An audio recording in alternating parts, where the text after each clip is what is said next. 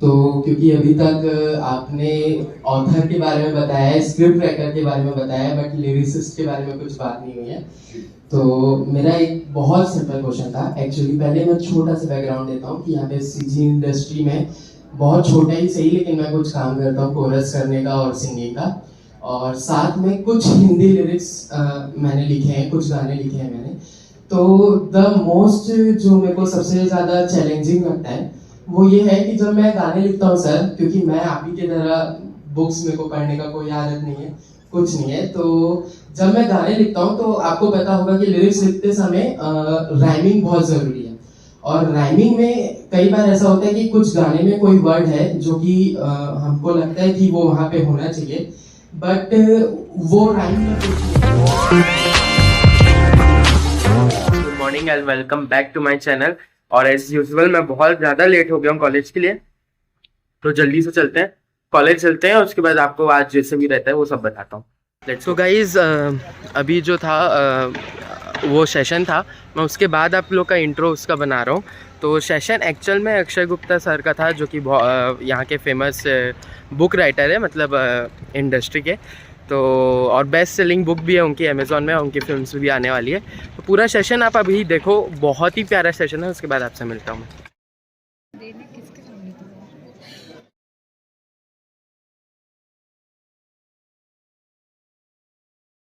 happening, symbolizing the growth of ideas, knowledge, and our shared responsibility towards the environment.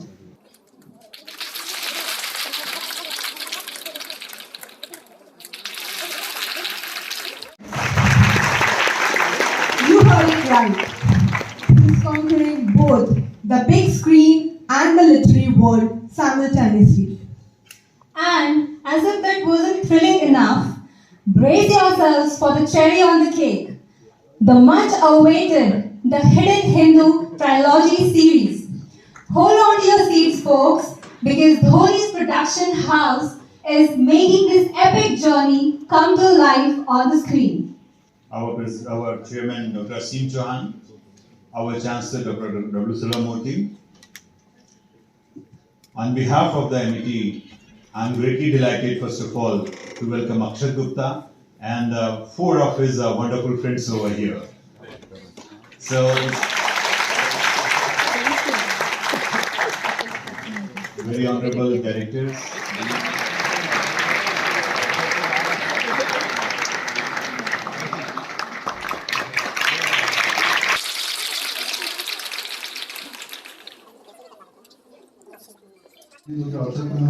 Mic में hidden switch डाल के दिया, तो speech की फीलिंग आ गई, आप सबको मजा आया। अब ये स्पीच नहीं होने वाला है, हम लोग बात करना है ढेर सारी, लेकिन क्योंकि ये जो हिडन माइक है मेरे हाथ में, इसलिए ज़्यादा मैं बोलूँगा। वो दो बच्चियों ने बहुत सारी बातें बोली, थोड़ी थोड़ी देर बाद वो बार बार बोलते थे कि and if you are still not thrilled, तो मेरे बारे में एक और बात बताते थे। फिर बोलते थे if this is not enough, तो मेरे बारे में एक और बात बताते थे। तो उन सारे अचीवमेंट्स में उन्होंने मेरा सबसे अच्छा अचीवमेंट छोड़ दिया, वो मैं आपको खुद दे देता हूँ। वो अचीवमेंट है मेरा अपना इंट्रोडक्शन, और वो ये है कि hi guys, my name is Urmila पुत्र Akshay Gupta. I am a full time house husband. क्या बात है।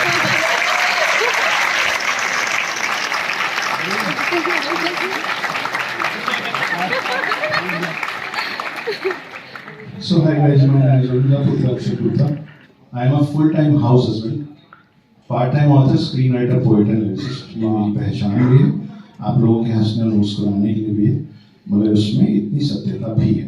कैसे है वो अभी हम आगे जब डिस्कस करेंगे तो पता चलेगा। छोटे छोटे गाँव में खोल दें स्कूल जी, 5 ठो कक्षा, 1 ठो गुरु जी, वही हेड मास्टर और वही चपरासी। ऐसा स्कूल में शिक्षक लायक फांसी। जिस दिन बच्चा बना है उस दिन शिक्षक मन नहीं है, जिस दिन शिक्षक बना है उस दिन बच्चा बन गया है, जिस दिन दोनों है उस दिन छुट्टी।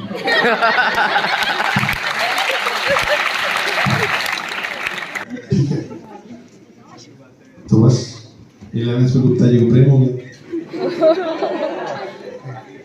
उठ कर सकते हो, कोई प्रॉब्लम नहीं।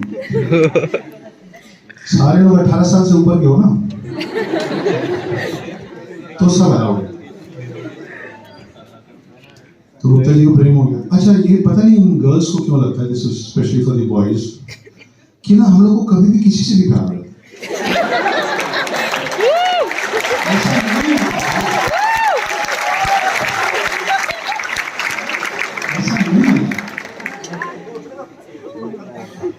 हम लोग को कभी भी किसी से भी प्यार नहीं होता है। नहीं, गलत बात है। लेकिन ऐसा माना जाता है, तो ये माना जाता है कि अरे लड़कों को तो हो ही जाता है। यहाँ पे मामला ये था कि उस लड़की को भी हो गया। तो 11-12 के टाइम में हम लोग आई लव यू बोलने में रश होते थे। उस समय मोबाइल नहीं होते थे, तो सुबह good morning sunshine, good morning sunshine सब नहीं हो पाता था। और वो दोनों मेरे बच्चे, वो 6.5 साल के बच्चे को लेके मेरे पास से चले। अब आप लोगों को लग रहा होगा कि ऐसी बात पब्लिक में कौन बोलता है। मैं दूसरा सवाल आ रहा होगा कि ऐसी बात बोलने की जरूरत क्यों है। इसलिए है क्योंकि मैं बहुत स्ट्रांगली मानता हूँ आप लोग सबके पास ऐसी बातें होंगी जो आप लोग पब्लिकली और सबसे करीबी लोगों को भी बोलने में शर्माते हो। शर्माते नहीं हो, आप झिझकते हो। आपको लगता है बोल देंगे तो वो क्या सोचेगा, वो क्या सोचेगी। तो ये मेरे साथ हो गया, और मैं आपसे ये बात इसलिए साझा कर रहा हूँ because I strongly believe and I believe that all of you should strongly believe in this statement that unless and until I will not accept myself, I cannot expect all of you to accept me. मैं जब तक अपने आप को नहीं अपनाऊंगा, आपसे कैसे उम्मीद कर सकता हूँ कि आप मेरे को अपनाओ। ये मेरा लिबास है, ये मेरी शक्ल है, मेरा salt and pepper hair style है, मेरे आँख के ऊपर एक तिल है, मैं मोटा हूँ, ये इसको मैं छुपा सकता हूँ क्या? मेरी आवाज़ ऐसी है, छुपा सकता हूँ? तो फिर वो भी क्यों छुपाऊँ जो छुपा सकता हूँ? जैसा भी अच्छा है बुरा मेरा ही पास है ना, वो मेरा हिस्सा है। आपको कैसा लगे, यू टेक इट और you take it, but this is me. तो ये मेरे साथ हो गया। मैं इतना उस बात से आहत हुआ, हर्ट हुआ, टूट गया कि 3 मई 2014 को I try to commit suicide. 5 दिन अस्पताल में पड़ा हुआ था and doctors were not sure कि इस लड़के को हम बचा पाएंगे कि नहीं। 5 दिन बाद जैसे जैसे बचा, बाहर आया, तब तक मेरे पे बहुत सारे केसेस ठोक दिए गए थे, क्योंकि सामने वाली पार्टी को लगा कि अगर ये मर गया तो हम पे चार्जेस लग जाएंगे। तो उन्होंने सोचा कि इसके पहले हम पे केस हो, हम केस ठोक देते।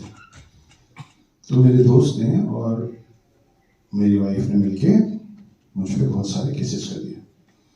पहले एक रेस्टोरेंट बंद हुआ, फिर दूसरा रेस्टोरेंट बंद हुआ, फिर तीसरा रेस्टोरेंट बंद हुआ, फिर मैं कर्ज में गया, फिर मेरे सारे रेस्टोरेंट्स बिक गए, फिर मेरा घर बिक गया, और मेरा बच्चा फिर भी मेरे पास नहीं आया। थाने में जाके बैठना पड़ता था, और वहां पे गुट बना के इस जगह, ऐसी जगह पे खड़े होके मुझे ये बात बोली जाती थी कि देखो कितना बड़ा फेलियर है लड़का कि सुसाइड करने गया, उसमें भी फेल हो गया। और मैं रोता था वहां बैठ के। सर हमारा थे, आपको इसमें भी दिख रहा होगा, मेरे हाथ में दिखा होगा। और अगर इस फोटो को देखिए आप आए थे और आपको ये मिल रहा है और आप डिसअपॉइंटेड हैं, तो सब। तो मेरा बेटा देखो पापा और डैडी की जगह अक्की होता था। अक्की आप ये कर दीजिए, अक्की आप वो कर दीजिए। तो उसने मुझसे एक दिन कहा कि अक्की मेरी ना ड्राइंग कॉपी चाहिएगा। मैंने बोला पक्का ले आऊंगा। वो ड्राइंग कॉपीज आप सबके आसपास छोटे बच्चे होंगे, तो ड्राइंग कॉपीज में बच्चे एक गोला बनाते हैं, एक स्टार बनाते हैं, पन्ना को रख देते हैं। 12 पेज की ड्राइंग कॉपी होती है, एक दिन में खत्म। मैं बोला ले आऊंगा। काम, घर से निकला, काम काज में बिजी हो गया, रात हो गई। मेरे घर के आसपास कोई स्टेशनरी शॉप था नहीं, मैं वापस आ गया। अगले दिन सुबह मेरा बच्चा उठा और बोला कि मेरी ड्राइंग कॉपीज।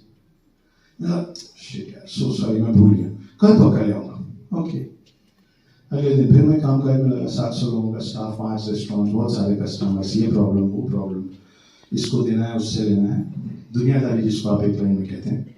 वो करते करते मैं फिर भूल गया। रात को पहुंचा, वो सो गया, सोया हुआ था। सुबह उठा, बोला कि मेरी ड्राइंग कॉपीज। मैंने सो यार, मैं भूल गया, कल पक्का ले आऊंगा। तीसरे दिन मैं स्टेशनरी शॉप याद से गया, वहाँ पे बंडल बांध के रखते हैं ना 12-12 ड्राइंग कॉपीज का, देखा होगा आप लोगों ने, वो एक प्लास्टिक के रोप से, वो 1 दर्जन होता है। मैंने बोला 1 दर्जन दे दो यार, 2 दिन बाद घर मांगेगा, फिर उसको वेट करना पड़ेगा। वो 1 दर्जन ड्राइंग कॉपी लेके मैं जिस दिन अपने घर पहुंचा ना, मेरा बच्चा जा चुका था यार। मैं वो ड्राइंग कॉपीज उसको दे नहीं पाया, मैं वो ड्राइंग कॉपीज उसको आज तक नहीं दे पाया। सॉरी। मैं आपको ये बात इसलिए बता रहा हूँ क्योंकि हम लोगों को लगता है ना कि हमारे दोस्त यार हमेशा हमेशा ये कहाँ जाएगा, ये कहाँ जाएगी, मम्मी पापा तो है ही हैं। ये मत करो, मेरे से हो गई गलती, मैं रोज होता हूँ उसके लिए। देखो लगा था 2 दिन बाद दे देंगे, क्या जा रहा है, क्या जा रहा है, सभी चले गए। जब मैं सोसाइटी से बच के वापस घर पहुंचा तो वो ड्राइंग कॉपीज ना मेरे को रोज सामने दिखती थी, वो पूरा बंडल जिसपे मेरे बाद किसी का हाथ ही नहीं लगा था। तब उसको देख के बहुत होता था। तब मैंने डिसाइड किया कि क्या होता है, जैसे जैसे आप बड़े होते हैं, फ्रंट लाइन पे जो बैठे हैं वो आपसे बड़े हैं, लेकिन आप सब लोगों का ना टाइम स्लॉट सेट हो जाता है। हमको बचपन से बड़ा डिसिप्लिन बनाया जाता है कि ये टाइम उठो, ये टाइम स्कूल जाओ। तो जब आप बड़े होते हो तो आप subconsciously you start dividing your time in your friends and people in work and studies and what not. तो आप लोग उसको डिवाइड कैसे करते हैं? आप उसको इस तरीके से करते हैं कि इतनी देर में दोस्तों के साथ हूँ, इतनी देर में पढ़ूंगा या पढ़ूंगी, एंड दिस आपको पता है जब आप और बड़े होते हैं, आपकी शादी रहती है, तो उस टाइम में और कंपार्टमेंट्स बनते हैं। वैसे कंपार्टमेंट्स में एक कंपार्टमेंट था कि ये टाइम मेरा और मेरे बेटे का है साथ में। अब वो तो था नहीं, तो मैं उन ड्राइंग कॉपीज को लेके उसके साथ बिताने वाले समय में उसके लिए कहानी लिखना शुरू किया। मैंने सोचा था 2-4 महीने में समझा बुझा कर वापस ले आऊंगा, और जब वो आएंगे तो मैं बोलूंगा बेटा जब आप मेरे पास नहीं थे तो भी आपका समय आप ही का था, और मैं उस समय बैठ के आपके लिए कहानी लिखा था। ये देखो आपके लिए लिखी कहानी, क्योंकि उसको मार्वल डीसी की फिल्में बहुत पसंद थी, तो मैं उस तरीके की कहानी उनकी डेवलप कर रहा था। 2-4-6 महीना बढ़ते बढ़ते 1 साल हो गया, फिर 2 साल हो गया, फिर 3 साल हो गया, फिर 5 साल हो गया, फिर 6 साल हो गया। वो आई नहीं, तो मैं उस कहानी को लिखता चला गया 6 साल। वो कहानी मुझे इंदौर से मुंबई लेके गई। वो कहानी मैं लोगों को सुनाना शुरू किया। कुछ लोगों ने बोला इस पर किताब अच्छी बनेगी, तो उस कहानी पर मैंने किताब बनवाई। वो किताब का नाम है the hidden Hindu, and that my friends, ये इसमें दिख रहा है जो मेरे हाथ में, that right now is the highest and the fastest selling book of this country.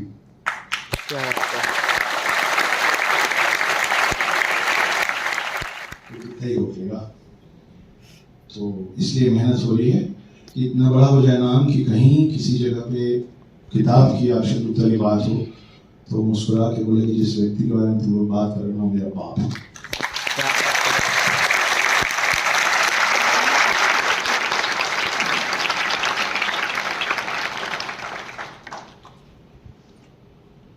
तो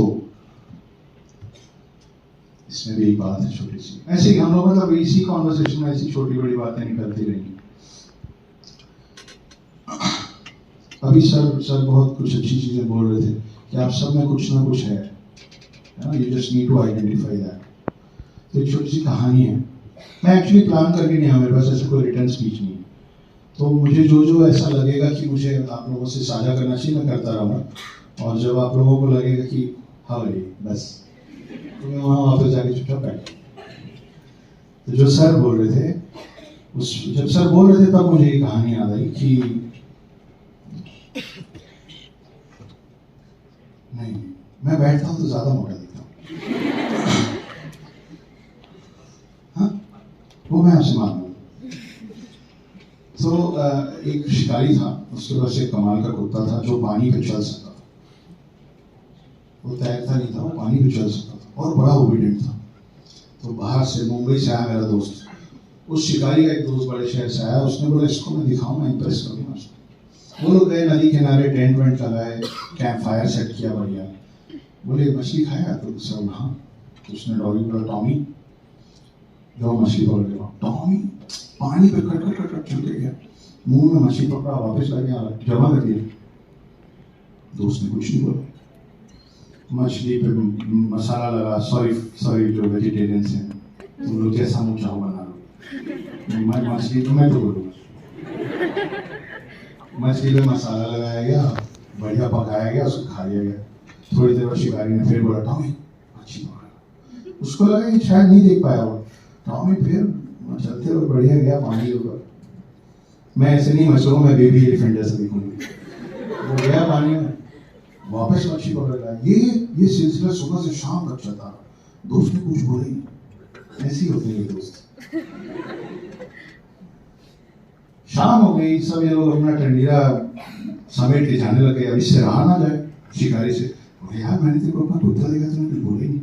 तब जाके दोस्त के मुंह से कुछ बोला। उसने बोला कि कुत्ते में डिफेक्ट है, ये कुत्ता तैर ही नहीं सकता। हमारे आसपास के बहुत सारे रिश्तेदार ऐसे होते हैं।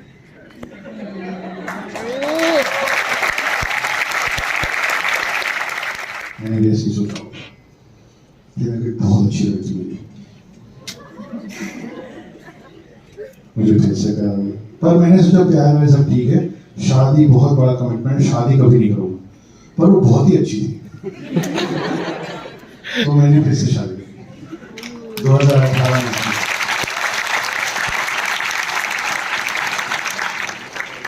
2018 में मैंने फिर से शादी की। ये मैरिज भी लव मैरिज है। उनकी वजह से मैं जिंदा हूँ, ये सच है। उनकी वजह से मैं जहाँ पहुँचा हूँ, क्योंकि मेरे पास कुछ बचा था नहीं। डिप्रेशन जो चीज़ होती है ना, कई बार हमको पता होता है हम डिप्रेस हैं, कई बार हमको पता भी नहीं होता कि हम डिप्रेस हैं। डिप्रेशन जो चीज़ होती है वो दीवार पे सीलन देखिए आप लोगों ने, सीपेज बोलते हैं, उस पर मेरी लिखी चंद लाइनें हैं आप लोगों के लिए कि दीवार पे जब सीलन दिखती है तब मालूम पड़ता है कि कतरा कतरा कर पानी रिस रहा था अंदर ही अंदर धीरे धीरे कहीं। जब आपको दीवार पे सीलन दिखती है ना, वो दीवार का लास्ट स्टेज ऑफ कैंसर होता है। उस दीवार को जितना नुकसान होना होता हो चुका होता है, तब आपको अंदर दिखता है। तो सोचिए कितने साल पहले से वो दीवार पे बाहर से पानी पड़ रहा होगा, कतरा कतरा जा रहा होगा, अब जाके दिख रहा है। पर जब वो अंदर दिखना चालू होता है ना, उसके बाद आप उसका कुछ कर नहीं सकते। आप उस पर कोई भी रंग पोत लो, आप उसको ब्लैक करोगे, वो रस्टेड ब्राउन दिखेगा थोड़े दिन में, पर दिखेगा। तो उसके चंद लाइनें हैं कि दीवार पे जब सीलन दिखती है तब मालूम पड़ता है कि कतरा कतरा कर पानी रिस रहा था अंदर ही अंदर धीरे धीरे कहीं। मुझे शक है कि ऐसा सिर्फ दीवारों के साथ होता है। मैंने देखी हैं वो शक्लें जो कतरा कर रह जाती हैं, आंखों से रिश्ती नहीं, अंदर ही अंदर टूटती हैं। दीवारों की तरह ही घुटते घुटते एक रोज वो भी ढह जाएगी। तो अपने को नहीं रहना है। वो एशियन पेंट्स दीवारें भी बोलती हैं, वो दीवारें नहीं बोलती, आप और मैं बोलते हैं। एक और बड़ी पुरानी कहावत है कि दीवारों के भी कान होते, दीवारें नहीं सुनती। जहाँ आप और मैं बोलते हैं वहीं आप और मैं सुनते भी।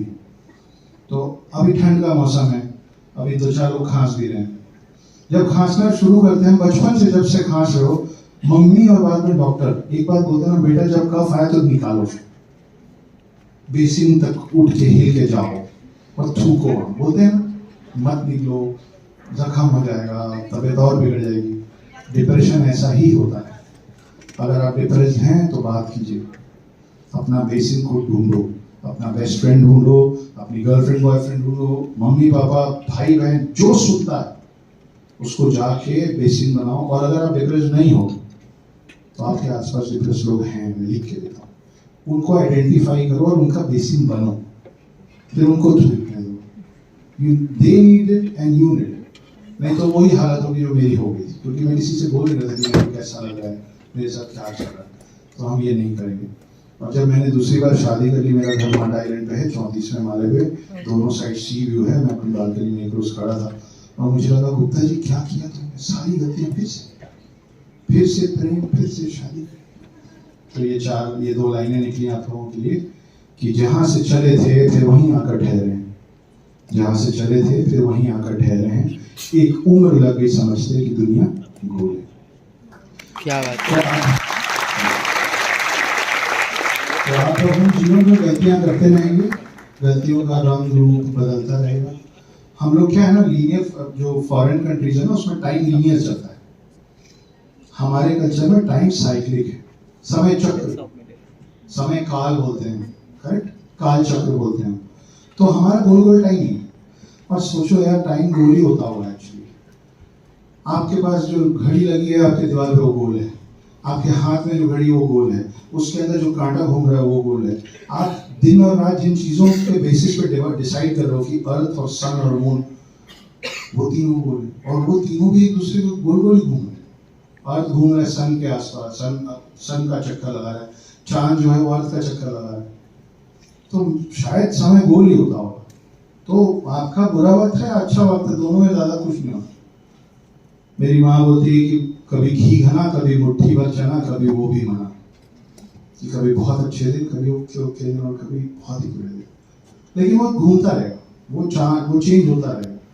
और सबसे जरूरी चीज कि अगर अंबिकापुर के उस गांव से उठ के इतना कुछ झेल के। जय श्री राम सर, मेरा नाम प्रमेय थुगे है और मैं लॉ का स्टूडेंट हूँ।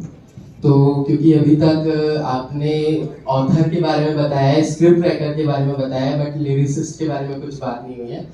तो मेरा एक बहुत सिंपल क्वेश्चन था एक्चुअली। पहले मैं छोटा सा बैकग्राउंड देता हूँ कि यहाँ पे सीजी इंडस्ट्री में बहुत छोटा ही सही, लेकिन मैं कुछ काम करता हूँ कोरस करने का और सिंगिंग का, और साथ में कुछ हिंदी लिरिक्स मैंने लिखे हैं, कुछ गाने लिखे हैं मैंने। तो द मोस्ट जो मेरे को सबसे ज़्यादा चैलेंजिंग लगता है वो ये है कि जब मैं गाने लिखता हूँ सर, क्योंकि मैं आप ही की तरह बुक्स मेरे को पढ़ने का कोई आदत नहीं है, कुछ नहीं है। तो जब मैं गाने लिखता हूँ तो आपको पता होगा कि लिरिक्स लिखते समय राइमिंग बहुत ज़रूरी है। और राइमिंग में कई बार ऐसा होता है कि कुछ गाने में कोई वर्ड है जो कि हमको लगता है कि वो वहाँ पे होना चाहिए, बट वो राइम में फिट नहीं होता है, तो हम लोग को उसका अल्टरनेटिव ढूंढना पड़ता है। अब जस्ट बिकॉज मैंने कोई बुक्स पढ़ी नहीं है, ज़्यादा मुझे वो नहीं है, तो द सिंपल थिंग जो मैं कर सकता हूँ वो मैं गूगल करता हूँ, है ना, बट उसमें भी बहुत सारे वर्ड्स आते हैं। तो आप, क्योंकि आप भी ऐसे ही थे, तो मेरा क्वेश्चन यही है कि आप कौन सा वे इसके लिए अपनाते थे कि लिरिक्स के समय आप अच्छे से लिख सकें? थैंक यू, भाई अच्छा सवाल है। मैं हर चीज कुछ आप में होता है। I often say that you know writing is a skill, thinking is an art. So you can teach anybody can teach anybody how to write any language, but nobody can teach nobody how to think, because thinking is an art. तो कुछ चीज़ें आप सीख सकते हैं और कुछ चीज़ें आप में होती हैं। मैं अभी हम लोग चीयर्स की बात कर रहे थे, 5 सेंसेस, सबके अलग अलग सेंसेस बाकियों से स्ट्रांग होते हैं। किसी का कोई सेंस स्ट्रांग होता है, किसी का कोई सेंस स्ट्रांग होता है। आई am a very good listener also. आज बहुत बक कर रहा हूँ, लेकिन मैं बहुत देर तक बैठ के सुन भी लेता हूँ, तो मैं सुन के बहुत कुछ सीखता हूँ। ये मेरा स्ट्रॉन्गेस्ट पॉइंट है। तो इसलिए अभी इन्होंने एक मेरे इंट्रोडक्शन में इन्होंने 4 लाइन सुनाई थी। आप में से कुछ लोग अलग अलग समुदाय के भी होंगे। एक पाजी को मैं वहाँ देख सकता हूँ, है ना, एक वहाँ, 2 वहाँ भी हैं। लेकिन आप, मेरा ऐसा मानना, देखो जब ये जो वेद और पुराण लिखाए थे ना इस दुनिया में, उस समय कोई और रिलीजन था ही नहीं। तो पहले हम लोग अपना इस एक मिसकंसेप्शन को दूर कर लें कि ये पुराण और वेद जो किताबें हैं वो हिंदुओं की किताबें हैं। वो हिंदुओं की किताबें नहीं है, वो मानव समाज की किताबें। क्योंकि लिखने वाले को तो पता ही नहीं था कि बाद में कोई और रिलीजन होगा, तो वो लिख रहा था कि जो भी मानव, जो भी इंसान हो, it is a way of life. And science है हमारे वेद पुराणों में, सब है, बायोलॉजी है, केमिस्ट्री है, फिजिक्स है, मैथमेटिक्स है, ठीक है। तो मेरा ये मानना है कि आप कोई भी, अगर आप उसी पीपल और उसी बरगद के कारण जिंदा हैं, तो आप हिंदू हो ना हो, सनातनी तो हैं। तो आप में से किसी को इस बात से शिकायत है क्या कि ये एक शब्द बोलने में जो कि है कि मैं हिंदू हूँ? आप कोई नहीं। तो अपन एक छोटा सा, क्योंकि पोएम्स की बात चली है, इसलिए मैं आप लोगों को चंद लाइनें पढ़ देता हूँ अपनी कविता की, जो बहुत ज़्यादा पसंद करते हैं, जिसका एक स्टेंजा इन्होंने पढ़ा था। वो ऐसा है कि रुद्राक्ष की माला में भी मैं हूँ, कृपाण, कटार और भाला में भी मैं हूँ। हाँ जी, रुद्राक्ष की माला में भी मैं हूँ, कृपाण, कटार और भाला में भी मैं हूँ, श्वेत भी हूँ और शुद्ध भी मैं हूँ, विरुद्ध हूँ मेरे तो युद्ध भी मैं हूँ, इतिहास में बहा आंसू और खून भी मैं हूँ, अब जो कह के मिलेगा वो सुकून भी मैं हूँ, कि इस धरती का मैं केंद्र बिंदु हूँ, प्रणाम मैं हिंदू हूँ। तो आगे का जो मैं पढ़ने वाला हूँ, उसमें जब मैं प्रणाम बोलूंगा तो एक बार साथ साथ ये शब्द बोले, जो ना बोले उससे कोई शिकायत नहीं है, आपकी इच्छा। फिर से शुरू।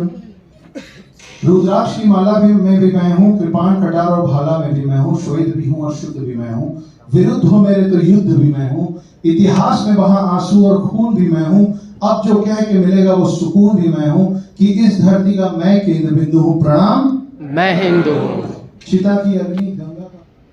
बाकी सारी चीजें मैं पहले बोल चुका हूँ, इसलिए ध्यान थी। एक बहुत जरूरी चीज जो बोलना भूल गया, अभी आप लोग स्कूल कॉलेज में आप लोगों की दोस्ती बहुत कड़क होगी लोगों से, जैसे जैसे आप बड़े होते हैं ना दोस्त भी छूट जाते हैं। मैं इसलिए भी जिंदा हूँ और खुश हूँ क्योंकि मेरे पास इस तरीके के बहुत सारे दोस्त हैं। 25 साल की दोस्ती है।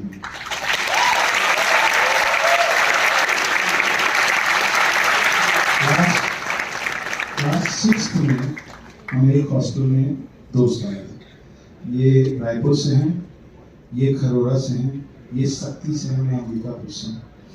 और 25 साल तक आज हमारी दोस्ती है। उसका श्रेय मैं इसलिए नहीं ले सकता क्योंकि मेरे साथ बीच में दोस्ती निभाने में किसी को सो गाइज ये था आज का व्लॉग। और देखो अक्षत गुप्ता को तो आप लोग सब जानते ही होंगे, आई एम श्योर, क्योंकि रील में आप देखते ही रहते हो उनको।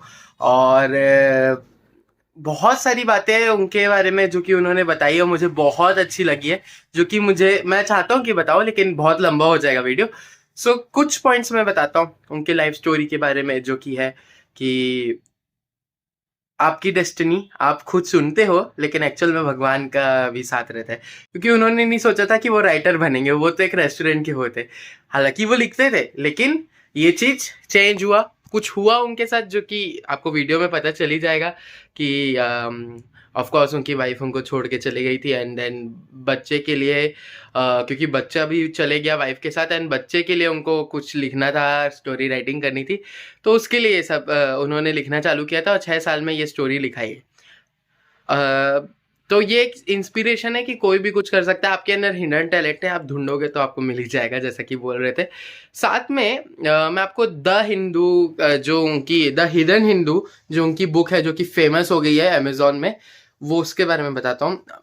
मैं पर्सनली बुक इतना पढ़ता नहीं हूँ, मेरे दोस्त लोग बहुत पढ़ते हैं, लेकिन मैं बिल्कुल भी नहीं पढ़ता हूँ। और पर ये फर्स्ट टाइम होगा शायद कि मैं उस बुक को ऑर्डर करने वाला हूँ, बिकॉज बहुत ही फैब स्टोरी है। द स्टोरी आपको तो मेरे ख्याल से आपको यूट्यूब में अगर आप रील्स देखे होंगे तो उन्होंने बहुत बार बताया, तो आपको मिल ही जाएगी। लेकिन the mainly it is a story of a aghori, जो कि इंडियन साइंटिस्ट लोग उसको पकड़ते हैं, जो कि ये क्लेम करता है कि वो अलाइव है सिंस ऑल दी 4 युगास, है ना। तो जो भी युग थे पहला, वो त्रेता युग में बताता है कि आई एम पर्सन, जो कि हनुमान जी को संजीवनी लाना है उसके लिए जो बताते हैं, मैं नाम उनका भूल रहा हूँ, आई थिंक सुशेन नाम है या ऐसा कुछ, वो रहते हैं। फिर द्वापर युग में वो बोलते हैं कि मैं ही विदुर था, है ना, क्योंकि और उसमें ये भी बताया जाता है कि इनके डेथ के बारे में कहीं पे भी लिखा नहीं है। फिर मैं अभी कलयुग के पहले स्टार्टिंग में वो चाणक्य थे, उनका कहना है, वो ऐसा बोलता है जो अघोरी रहता है उस कहानी में। और उसके बाद अभी क्यों वो किसको ढूंढ रहे थे, वो बोलते हैं कि मैं सुभाष चंद्र बोस को ढूंढ रहा हूँ, क्योंकि मुझे पता है कि वही अश्वत्थामा है, क्योंकि मैं द्वापर युग से। तो this is the whole story. बहुत ज़्यादा अच्छे से एक्सप्लेन तो उन्होंने किया है, और आप लोग भी वो बुक को बाय कर सकते हैं। मेरे को ऐसा लगता है कि बहुत सही होगी बुक। और ऑफ कोर्स धोनी प्रोडक्शन ने लिया है, MS धोनी ने लिया है, तो ऑफ कोर्स बहुत सही होगी। तो यस, ये था पूरा व्लॉग। बहुत सही लगा होगा, मुझे पता है। मेरे लिए भी बहुत अच्छा चांस था ये व्लॉग करने का, बिकॉज सेलिब्रिटी के साथ सेलिब्रिटी के बारे में मेरा व्लॉग भी हो गया, तो कहीं ना कहीं मेरे लिए भी बहुत फायदेमंद था, और एक्सपीरियंस तो मिला ही मिला, और नॉलेज भी मिली। तो यस, ये था पूरा व्लॉग।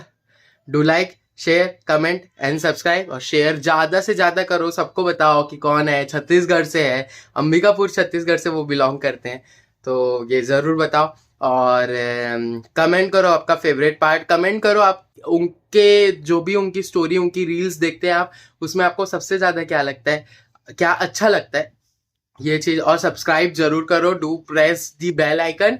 और ठीक है, इसके बाद अपन मिलते हैं नेक्स्ट व्लॉग के लिए। Till then, goodbye, musical lawyer signing off. By the way आप सभी को हैप्पी रिपब्लिक डे, क्योंकि जो रिपब्लिक डे का कल का व्लॉग है जो मैं कल बनाऊंगा, वो एक दिन बाद आएगा, और जो ये व्लॉग है जो कि मैंने बनाया है, ये आपको कल मिल जाएगा। So yes, happy Republic day.